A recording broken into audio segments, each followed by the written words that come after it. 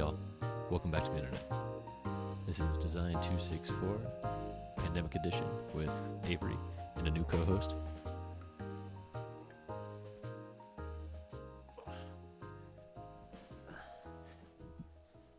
Sophie the dog. All right. Good girl. All right, episode 5. We're making a game, y'all. So come with me to Canvas. So, week 4, holy moly. This is episode 5. So, the watching, we're making it right now. This content will be uploaded very soon, as will the lecture video, which I'm editing as well. B, we're making a game, y'all. Project assignment and examples. So, let me introduce to you all this project. Introduction. It's time. We're making a game, y'all. You'll ask, how will this work, Avery? And I'll say, the internet. We can do this. I promise. Together, as a unit, as a community, as artists, let's make a multi-level game. It won't really make sense as a normal game.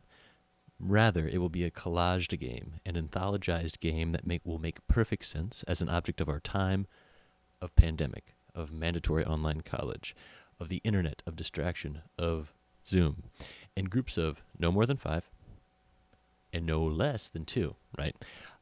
You will work together to create a level for our class game. I will also be contributing a level and the menu for the class game. Cool? This week you'll create your group, plan out your level too. That's it. Those are the big things. Next week, you create your assets and build your 2D game in Unity with your group. Here's the minimum I'd like to see in each level, but if your idea needs to bend these rules, so be it. 1, a main body. So this is the character or characters that we project ourselves onto as we manipulate its or their movements. It can be human, it can be humanoid, it can be animal, whatever. It can be a shape. 2, a background image. It's the image of the world, your built world, the 2D image that will be behind everything, right? And it can scroll, or it can be static, or it can be whatever you need it to be. 3, a floating element. So is this the cloud that you just coded? Is it a brick? Is it a shape? This is the element that might offer a sense of space in your 2D world, and it might be an obstacle that the character has to avoid to overcome. It's up to you. And that's it. So, as you scheme up your level for our game, I offer a few thinking points. Is your world this world? Is it another world? Is it a speculative world that presents a critique of our current world, our possible future? Is it wildly fantastical? Or is it like the world now, just a little different? What are the rules of your world? Is there gravity? Is there demise? How does your world affect the character that live in it? And finally, how does one leave your world, your level? Do they win? Does their time run up? How does the player end up back at the menu screen, right? Because that's how they get to the next level. So, the first week of this game-making project is all planning. 1, find a group, 2 to 5 people. Use this discussion board, linked right here. In the discussion, share your idea for a level, share an idea for a character or background or obstacle, share what skills you have, what experience you have, if you've used Unity before, if you're dope at coding. Unity uses Java, which is a little bit different. Oh no, use this C#. I can change that, which is a little different than Java, right? That we used in processing. See, I don't know, but we have the internet. Remember, we have the internet. We have help. Great YouTube tutorials. 2, coordinate with your group and come up with a plan, right? That's self-explanatory. But you'll turn this in on Sunday, like our normal sort of Sunday assignment turn-in time. The plan should make it clear what your level will be, who is doing what, and if applicable, what tutorial you're using outside of the few that I provide to help create the level, just so I know how you could get it done in time. And remember, keep this simple. Keep it simple. Simple, simple, simple. Simple levels, right? Simple. Just keep it simple. The idea is not to build out this complicated masterpiece. It's to capture a moment, to capture a concept,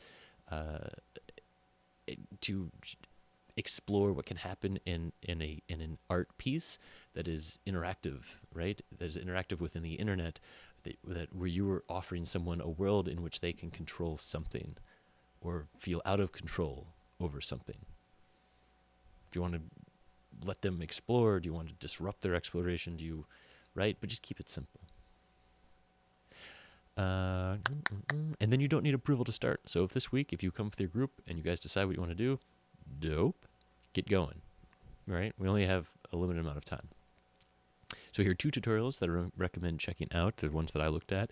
Flappy Bird style level. I made a version of that I might show you right now, where I used Jada's sprite. Thank you, Jada.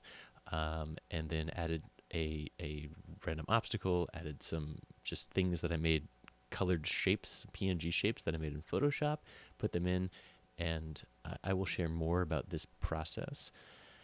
But I learned it all from this tutorial. So if you watch this tutorial, it's 10 minutes to make Flappy Bird. You could just do a version of Flappy Bird. The other one has a more like Super Mario style character that talks about adding movement to a 2D character. And that movement, the motion of back and forth, is controlled by script, but the kind of like movement of the legs is controlled by the sprite sheet and an animation animating that sprite sheet while you're essentially pressing a keystroke. Cool, it's all in there. And note that at the end, or in the beginning of that tutorial, the Brackies one, which is the second tutorial, he recommends using a script, like a ready-made character script that you can find, character movement script that you can find online. And I recommend that too. In coding, you use your resources that are there, and a lot of people have already done this work. I care more about the stylistic decisions that you all make, the conceptual decisions that you make, what a character looks like, what a background looks like, and spending your time in Photoshop kind of crafting that as opposed to laboring over the code, because that's not what this class is about.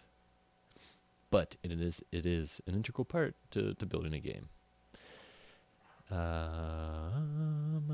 Let's go back real quick to the main area. So the watching Jacoby Satterwhite, Super Mario creators, talking about their jam, and Yayoi Kusama, a great interview.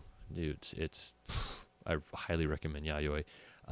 But get into this Jacoby Satterwhite, because Jacoby is going to be a guest of ours next week, and I will do a Zoom session that some of you might be able to attend, but I highly recommend that if you have questions for him, that you pre-record yourself asking that question. I know that's like maybe not ideal, but I think it could be a really lovely thing to have that pre-recorded question as opposed to me reading questions that you all have written for him. So that is in this bonus area down at the bottom. Video questions for Jacoby. But definitely check out this Art21 that just released, and if you can find me in it, then you get extra credit. Okay, no reading this week. Here's a discussion on thoughts on games, world building, and make a group. So let's see if this works. If you guys can make a group through a discussion board. I don't know. I don't really want to assign groups.